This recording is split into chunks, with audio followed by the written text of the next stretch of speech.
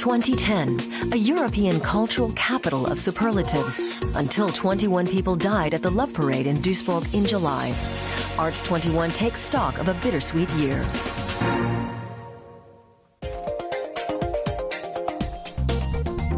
Three million people turned out to picnic on this closed motorway as part of the Ruhr 2010 Cultural Festival.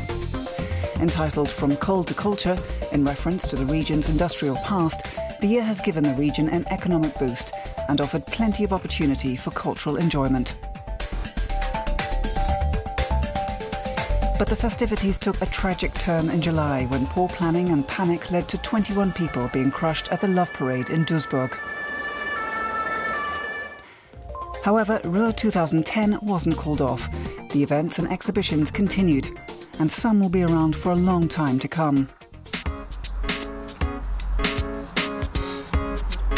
This footbridge over a canal has become a permanent fixture, yet it's always in motion, as the artist Tobias Rehberger intended.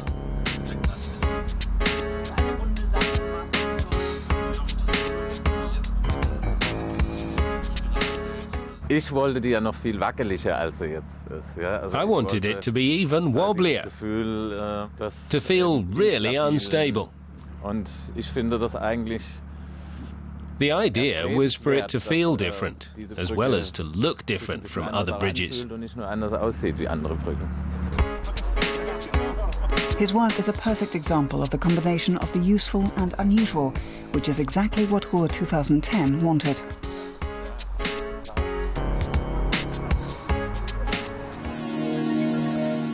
The range is wide, from imposing landmarks refashioned to fabulous new works of architecture.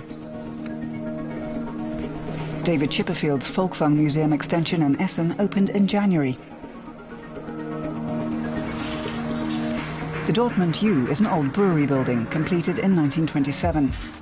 It has been turned into a centre for art and creativity.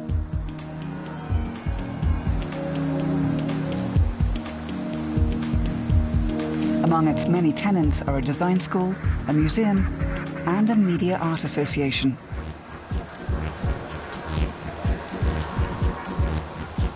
For decades, the Dortmund U was like a black box. Nobody knew what went on inside.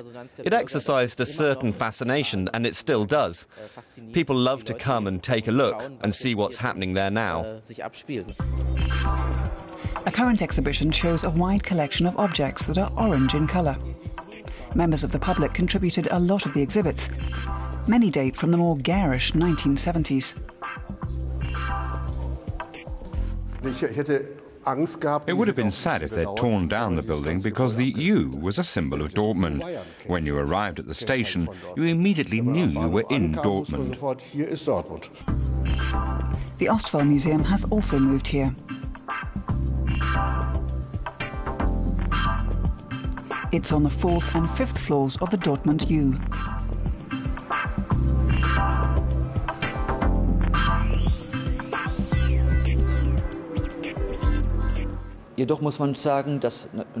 It's pretty unusual to find a museum in Central Europe on the 4th or 5th floor of a building.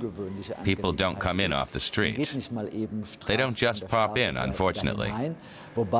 They don't visit museums like they go to the baker's, which they do every day without even thinking about it.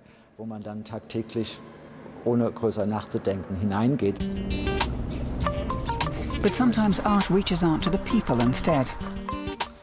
Artist Anna Wiesinger is taking part in a project called 2 to 3 Streets. She lives here rent-free for a year in exchange for promoting social interaction in the neighbourhood.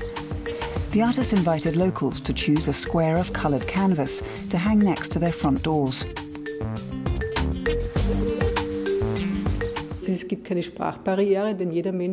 There are no language barriers, because everyone can relate to colors and choose them quite easily. Everyone can take part, regardless of class or age. It's a simple idea and has been well received. They're cold colors. I like warm colors. Blue, red. What other colors are there? Orange. They're all a bit girly for me. I don't like them. Ruhr 2010 managed to create a cultural environment for everyone. Local authorities that do not always see eye to eye pulled together for the Year of Culture, and many new ideas have been born as a result.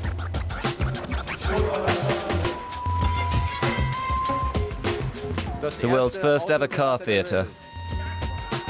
But there's also some skepticism. A play currently running at a theatre in Oberhausen asks whether culture will meet the same fate as the region's coal industry.